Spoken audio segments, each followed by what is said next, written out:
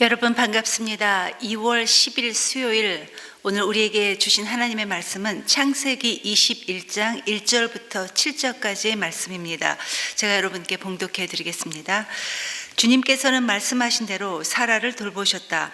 사라에게 약속하신 것을 주님께서 그대로 이루시니 사라가 임신하였고, 하나님이 아브라함에게 약속하신 바로 그때가 되니 사라와 늙은 아브라함 사이에서 아들이 태어났다. 아브라함은 사라가 낳아준 아들에게 이삭이라는 이름을 지어주었다. 이삭이 태어난 지 8해 만에 아브라함은 하나님이 분부하신 대로 그 아기에게 할례를 베풀었다.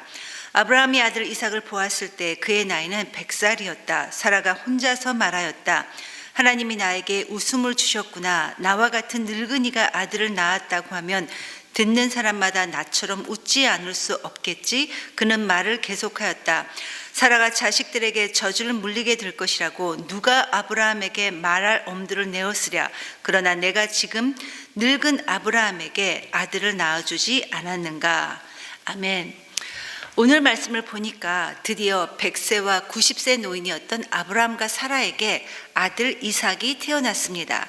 이 아들 이삭의 출생은 지난 25년이라는 긴 세월 동안 계속해서 그들에게 주어졌던, 하나님께서 그들에게 주셨던 그 언약, 하나님의 언약의 성취였습니다. 성경은 이 언약의 성취가 주님께서 말씀하신 대로 이루어진 것이다 라고 강조하고 있습니다. 대체적으로 우리가 가지고 있는 불안이나 염려는, 물론 우리가 하나님을 당연히 신앙하고 믿는다고는 하지만 하나님의 능력에 대한 실체적인 기대감이 없기 때문에 우리가 종종 불안해하고 염려하는 것 같습니다. 그러나 여러분, 성경은 하나님은 사람이 아니시니 거짓말을 하지 않으시고 인생이 아니시니 후회가 없으시도다. 하나님께서 어찌 그 말씀하신 바를 행하지 않으시며 그 하신 말씀을 실행하지 않겠느냐라고 민수기 23장 19절에서 하나님은 우리에게 분명하게 말씀하시고 있습니다. 말씀하신 대로 이루어 주시는 우리 하나님의 신실하심이 여전히 우리 모두에게 있다는 사실을 기억하고 우리의 흔들리지 않는 믿음을 고백하는 것이 정말 중요한 것이다 라고 다시 한번 생각해 봅니다. 여러분, 우리 하나님께서는 아브라함이 가나안 땅에 들어갈 때 그에게 장차 너는 큰 민족의 조상이 될 것이다 라고 이렇게 약속해 주셨습니다. 그런데 정작 이 약속의 첫 번째 단계인 후손, 이 아들을 낳기까지는 무려 25년이라는 긴 세월이 흘렀던 겁니다. 그동안 아브라함과 사라는 이 하나님의 때를 알지 못했기 때문에 기다리다 지쳐 때로는 인간적인 방법을 쓰기도 하고 또 마음고생도 정말 많이 했습니다. 그러나 이제 그 하나님의 때가 되어 그렇게 바라던 아이를 낳았을 때 그들이 이전에 가졌던 근심과 걱정은 다 사라지고 아브라함과 사라가 크게 기뻐하고 있음을 오늘 본문은 우리들에게 말해주고 있습니다. 사실 아브라함은 오래전에 이 자식에 대한 꿈을 포기하려고 했습니다. 하도 소식이 없다 보니 그랬던 것 같습니다. 그래서 처음에는 자기가 데리고 있었던 그 신실한 그 종 엘리에셀을 자신의 상속자로 삼아 하나님의 말씀을 이룰 생각도 아브라함이 했었고, 또 이 사라 역시 자기의 몸종이었던 하갈을 남편에게 주어서 그 대를 잇게 하려고까지 했던 것입니다. 무슨 말입니까?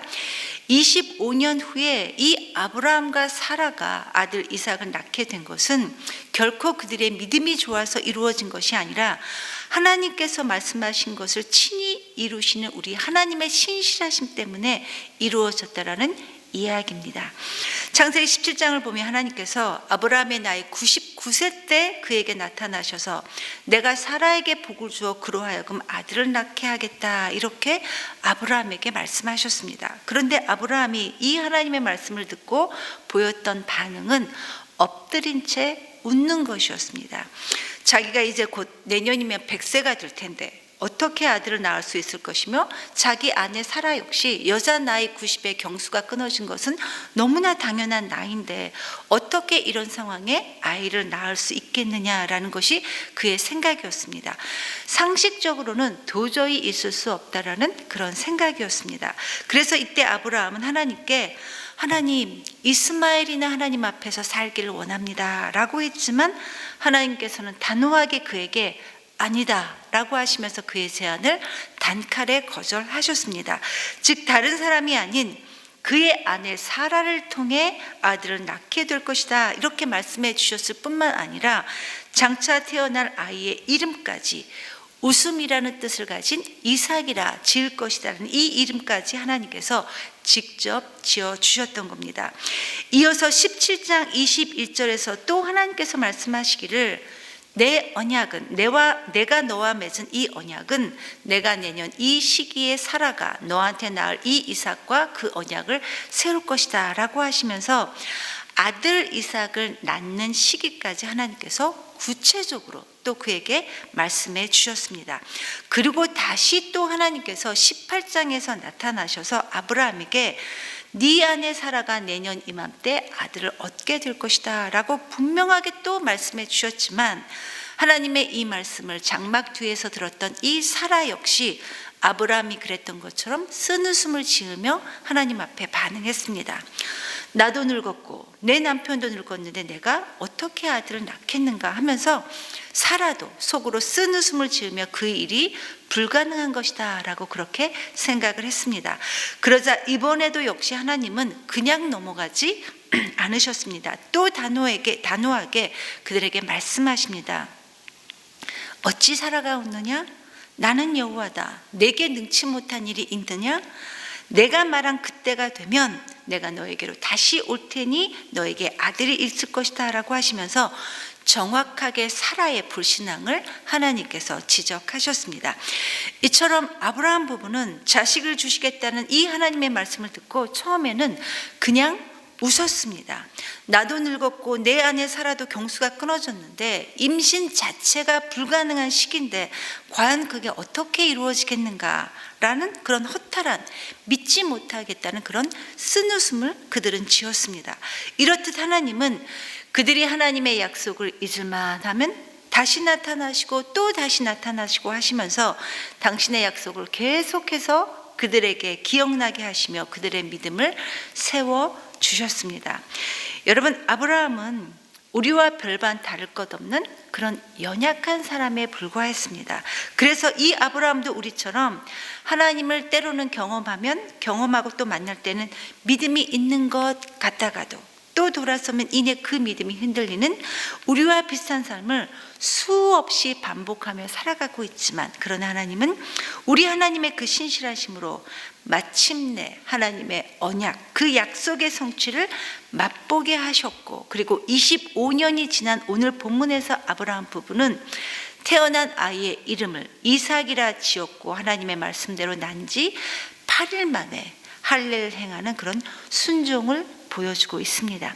하나님께서 이미 창세기 17장 12절에서 아브라함에게 속한 모든 남자들에게 할례를 행하라 이렇게 명령하셨는데 이는 그들이 하나님의 언약에 속한 자손임을 증명하기 위한 하나의 예식이 바로 할례였던 겁니다.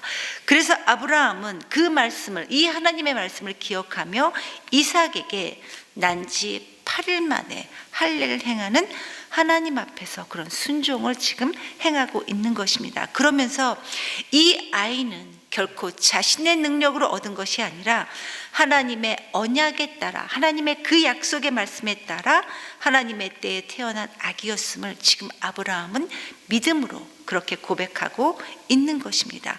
또한 사라 역시 그가 받은 고통과 그동안 그가 받았던 고통과 상처는 아주 컸을 것입니다. 자신의 몸종 하갈 때문에 받았던 수치와 상처도 굉장히 많이 있었지만 그러나 그 아들 이삭을 얻자마자 그 아픔들은 다 사라지고 이제는 마음껏 하나님 앞에서 웃을 수 있게 되었습니다. 그러면서 사라 역시 자신에게 이런 기쁨을 주신 분이 바로 하나님이라고 고백하고 있는 것이 바로 우리가 읽은 오늘 본문의 말씀입니다. 성도 여러분, 우리 모두가 알고 있다시피 이삭이라는 이 이름의 뜻은 웃음입니다. 웃음. 하나님께서 아브라함과 사라에게 이 후손을 처음 약속하실 때 그들은 하나님의 말씀이라 차마 부인은 할 수 없었지만 그러나 기가 막혀서 웃었습니다. 이들이 이렇게 웃었던 것은 특별히 이들에게 믿음이 없었다기보다는 아마 우리 인간의 어쩔 수 없는 한계에서 나온 그런 허탈한 그런 쓴웃음이었을 것이라 생각합니다. 그러나 25년이 지난 오늘 본문에 나오는 이들의 웃음은 전능하신 하나님의 능력을 맛본 후에 나오는 온전한 웃음이었고 그리고 기쁨의 웃음이었습니다. 도저히 성취될 수 없는 하나님의 약속이 성취되었을 때 그 약속을 믿었던 사람들만이 기뻐할 수 있는 그런 승리의 웃음을 아브라함과 사라 부부는 지금 웃고 있는 것입니다. 이처럼 여러분, 이삭의 이름 속에는 두 가지 의미가 들어 있습니다. 하나는 우리 인간의 한계에서 나오는 불가능의 그런 순웃음이고 그리고 또 다른 하나는 하나님의 능력에서 나오는 그런 승리의 웃음입니다. 그런데 여러분, 이것은 우리가 구원받는 과정에서 발견되는 동일한 두 가지 현상과도 똑같습니다. 우리가 하나님의 은혜로 거듭날 때 성령님은 가장 먼저 우리가 얼마나 형편없는 존재이며 죄인인지를, 우리의 한계를 아주 여실하게 보여줍니다. 그리고 우리 인간은 이 한계 때문에 아무것도 할 수 없던 것을 우리 하나님께서 예수 그리스도를 이 땅에 보내주심으로 아무것도 할 수 없는 그것을 할 수 있게 해주셨습니다. 이것이 바로 예수님이 이 땅에 오심, 이 두 간격을 메꿔주기 위해 우리 예수님께서는 이 땅에 우리 가운데 와 주셨던 것입니다.